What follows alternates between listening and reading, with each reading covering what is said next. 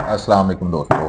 नाज़रीन, अमरीकी रियासत कैलिफोर्निया के शहर लॉस एंजल्स में मंगल के रोज़ आग लगती है, जिसके नुकसान की अगर हम बात करते हैं तो कई हज़ार एकड़, गालबन 36,000 एकड़ का रकबा इसमें जलकर राख हो गया है। 6,000 से ज़्यादा घर, बिल्डिंग्स इसमें जलकर राख हो गई हैं। कई शॉपिंग मॉल और दुकानें जलकर राख हो गई हैं। 200 अरब डॉलर का अब तक का जो नुकसान बताया जा रहा है, 200 अरब डॉलर से ऊपर का अब तक का नुकसान हो चुका है।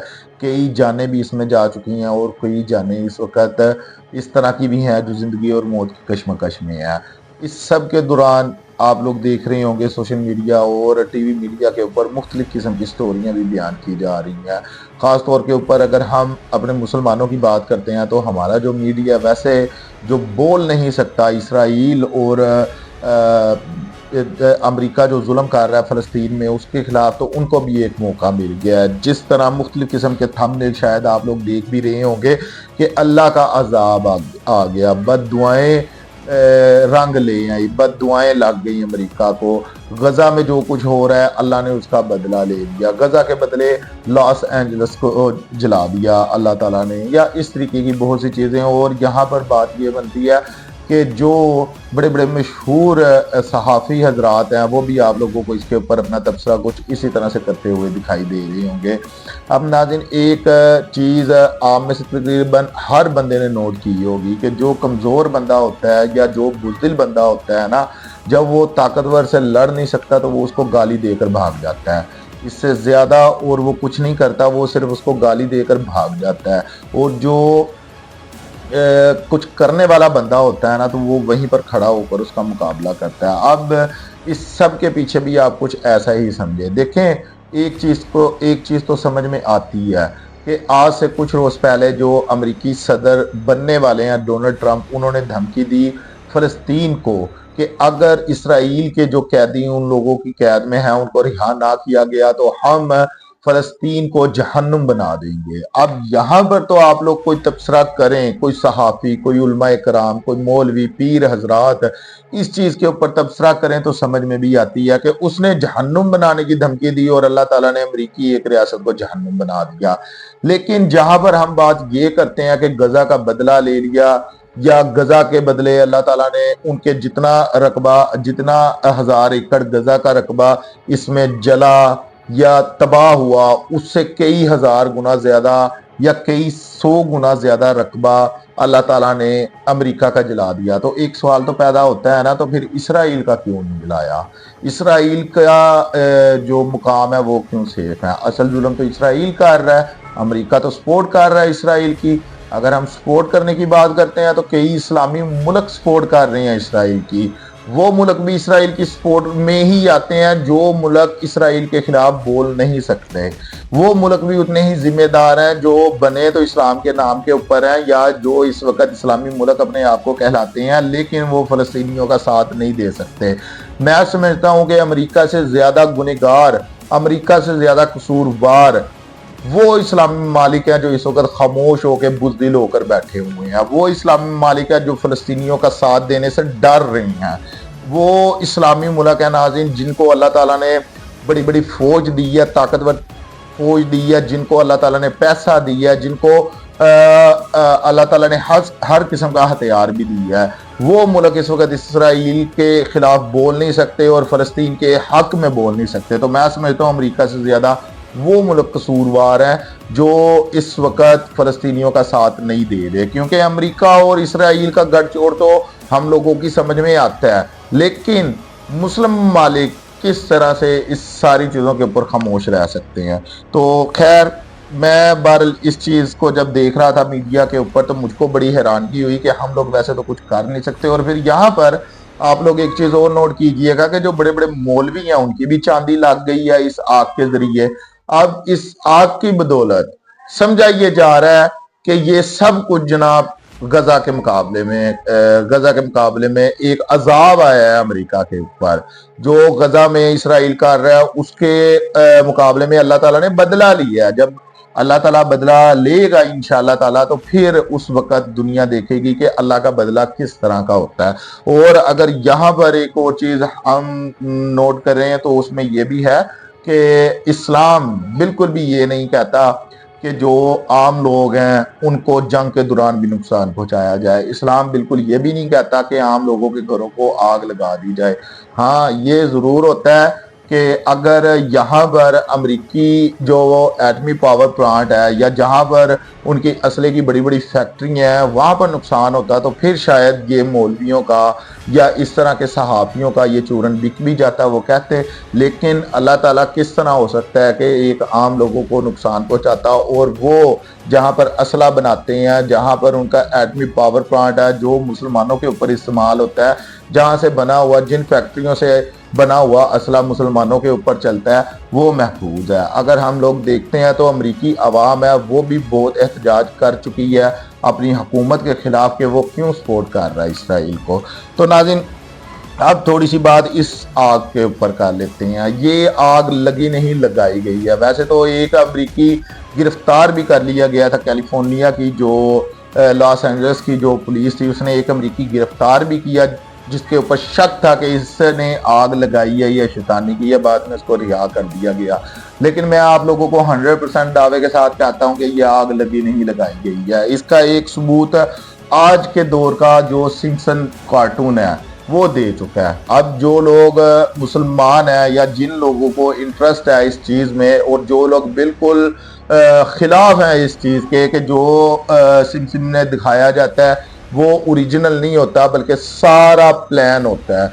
अब बहुत से लोग इस चीज़ को मानते हैं कि ये पेशीन गोई करता है। ये पेशीन गोई नहीं करता, ये सब कुछ एक प्लान के तहत किया जाता है। आप लोग अगर लॉस एंजलिस की बात करते हैं, हम लोग तो 2016 और 2017 में भी यहाँ पर बड़े वसी पैमाने के ऊपर आग लग चुकी है और वो आग लगने की वजह ये थी कि जो इलेक्ट्रिक लाइन थी, बिजली की लाइन थी, वो गिर गई थी और इस इलाके में काफी सूखा होता है। खास तौर के ऊपर इन महीनों की हम बात करते हैं, जनवरी फरवरी वगैरह, दिसंबर वगैरह की हम बात करते हैं, तो इन महीनों में इस पूरे इलाके में काफी ज्यादा सूखा पड़ा हुआ होता है और बहुत ज्यादा गर्म और तेज हवाएं चलती हैं। गर्म और तेज हवाएं जिसको सेंटीना कहा जाता है। तो ये एक हवाएं हैं जो इन पूरे इलाकों में चलती हैं, बल्कि इस पूरी रियासत में बड़ा मशहूर है कि इन महीनों में इस तरह की हवाएं चलती हैं जो बहुत ज्यादा गर्म और बहुत ज्यादा तेज होती हैं। अब नाज़रीन, जो सिम्पसन कार्टून की मैं आप लोगों से बात कर रहा हूं, तो सिम्पसन कार्टून ने जो प्रोडक्शन की 2025 में अमेरिका के बारे में, उसमें वो दिखा चुका है कि अमेरिकी रियासतों में आग लगती है और बड़े वसी पैमाने के ऊपर। शायद आप लोग ये वीडियो भी देख रहे होंगे, ये वीडियो ओरिजिनल नहीं है बल्कि इसी कार्टून की प्रोडक्शन है। अब 2025 शुरू होता है और जो कैलिफोर्निया की रियासत लॉस एंजलिस है इसमें आग लग जाती है और ये आप लोग कह सकते हैं कि ये आग अमेरिकी तारीख की शायद सबसे बड़ी आग है।